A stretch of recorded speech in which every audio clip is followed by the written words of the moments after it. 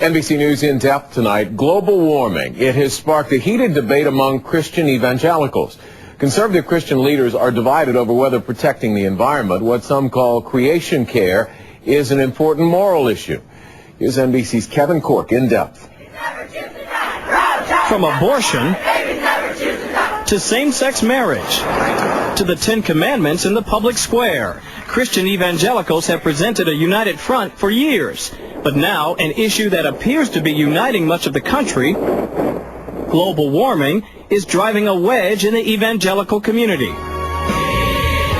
On one recent Sunday, polar opposite views from two pulpits. But we shouldn't be hugging trees and worshiping the creation more than we worship the Creator, and that is what global warming is all about. I happen to believe there is global warming, and I happen to believe that humans have something to do with it, and I happen to believe that we can do something to correct it.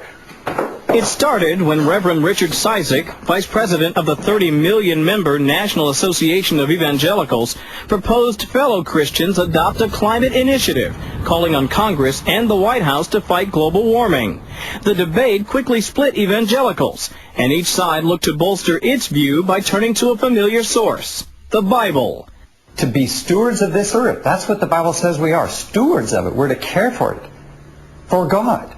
But other prominent evangelicals say the fate of the earth is in God's hands. While the earth remaineth, until then, seed time and harvest, that spring and fall, shall not cease. For years, evangelicals have built a strong coalition by focusing on issues of faith and family.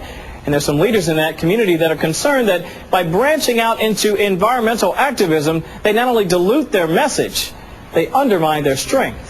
We believe that Richard Cizik and his colleagues are dividing evangelicals and setting them at odds with each other. There are people who would really like to expand the agenda, and maybe climate change is just the first step. They'd like to be concerned with poverty, with international human rights, with a whole variety of issues. Cizik's opponents, seasoned by tough political battles, have painted a caricature of him that he's been forced to challenge.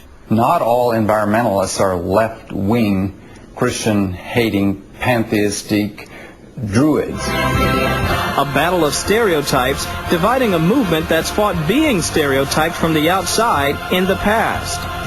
Kevin Corke, NBC News, Washington.